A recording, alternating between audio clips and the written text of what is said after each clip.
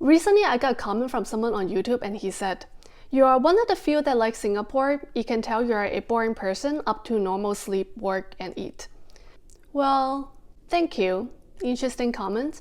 It's true that not everyone likes Singapore because we all have different values, habits, preferences, and personalities.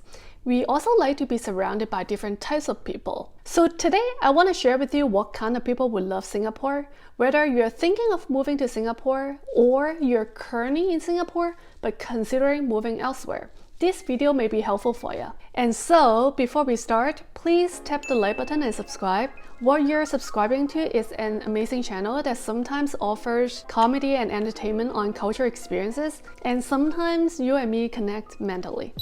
First, if you like to enjoy the convenience from a metropolitan cities, but you don't like crowded places, and you still want to enjoy the calmness and the peace in life, in Singapore, though there are a lot of crowded places, but it's quite easy to avoid because there are a lot of other places that are not crowded. For example, some of my favorite spots are Klang River Trail, National Stadium, and East Coast Park.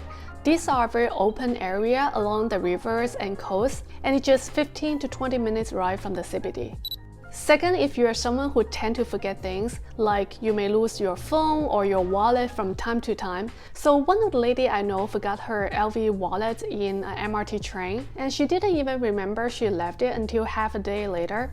So she went back to MRT to talk to the duty station, and they found it back for her within 30 minutes. She got a few $100 bill in her wallet. Everything is still intact. She was very thankful. Number 3, if you are the type of person who want to be productive, save time, but you can't get up early in the morning for work. So I take public transportation to work, but door to door, it's really only 25 minutes in total. So if I need to get to the office by 9 a.m., I would get up at 8:25 a.m. and leave home at 8:35 a.m. and I'm still on time. It's the same when I travel overseas. From my home door to the flight departure gate, it takes only about 20 to 30 minutes in total because the car ride from my home is usually 15 minutes and there is this electronic lane for you to go through the security at the airport, so it's like super fast. In general, for most of the things in Singapore, it's super efficient. And number 4, if you have family and are concerned about safety, I actually know many of my coworkers let their daughters go out by themselves, take buses by themselves, and it's absolutely safe, and they're only in elementary schools. Parents don't need to be too concerned about their safety like many other countries, and there are also a lot of family activity options. I know a lot of the family likes to go to Sentosa for a family vacation or Universal Studios, so it's definitely a great place for a family to settle down. Number 5, if you want to pay lower taxes and save some money, Singapore is very effective on that. It can actually ramp up your savings a lot faster than if you live in other countries. Most of your income goes straight to your pocket. Though US is the only country in the world with global taxation, meaning that no matter where you live in the world, as a US citizen, you need to pay US taxes. There's still foreign credit deduction for US citizens, so by living in Singapore, you actually save quite a lot.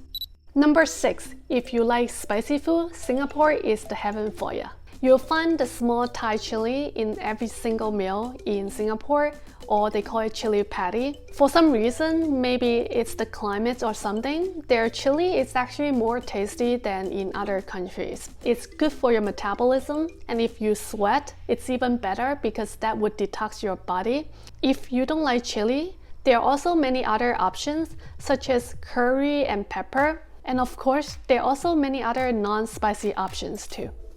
Number 7 is if you can't speak any other Asian language but you want to live in Asia. You know, most of the Asian countries don't speak English, like Korea, Japan, China, Mongolia, Bhutan, Cambodia, Thailand, Indonesia, Vietnam. None of these countries speak English officially. So if you are foreigners, you want to live in an Asian country, it would create a lot of inconvenience if you can't speak the local language. But in Singapore, English is the official language. So as a foreigner, if you can't speak any other local language, Singapore gives you all the convenience that you need. Number 8, if you want to have easy access to pool and gym, live in Singapore. You can have it in Singapore in every single condo. Really, every single condo. That's something I found really amazing about Singapore, because when I first moved to Singapore, I actually lived in HDB, so I didn't know about having pool and gym and all this. Then later on, I moved to a condo and I found that, oh wow, every single condo that I visited, they all have this pool and gym inside the building. I may not use the pool often, but I like to have the accessibility to the pool whenever I want. It's just very convenient. So if you're this kind of person like me, you'll love living in Singapore. Number 9, if you like organized and clean environments. So for example, people like me, INTJ, J persons usually like to live in organized and clean environments.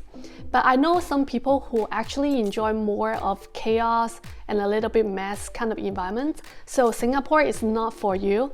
I actually met a couple who moved out of Singapore because they said they think Singapore is too organized, too clean for them. They miss a little bit of chaos like other Southeast Asian countries, so they actually moved to somewhere else. I found that was interesting. But Singapore is very clean, like Japan. So if you like very organized and clean environment, choose Singapore. Number 10, if you love tropical weather and want to maintain your weight. Some people like San Francisco kind of weather, like very dry, which actually causes many wildfires this year and orange sky. If you haven't seen my previous San Francisco video, check it out. I've also read some scientific research that living by the equator can actually make you lose weight because it's harder to sustain the water level in your body. So Singapore would be a great choice for that reason. Number 11, if you want to travel with direct flight to many countries, Singapore is really convenient to travel directly to many other countries in the world. I remember when I was living in Seattle, I took a 40 hours flight from Seattle to South Africa. I couldn't believe I actually did that 40 hours crazy flight, but in the end I was like so damn tired. And when I was living in San Francisco, I did a flight from San Francisco to Uruguay. You may think that, oh, from North America to South America is quite close, but it's not, because there's no direct flight from San Francisco to Uruguay. So I ended up taking 25 hours flight as well. Singapore is truly convenient. My country count ramped up by 20 countries a year because it's just so convenient to travel from Singapore. I think we've covered a lot today. I hope I didn't overwhelm you, and I'll save the rest to the next video in the future. I hope you find this video helpful. Whether you're thinking of moving to Singapore or leaving Singapore, either way, I'll leave my website, camera setup, and free bonus promotion links in the description box for you to check out.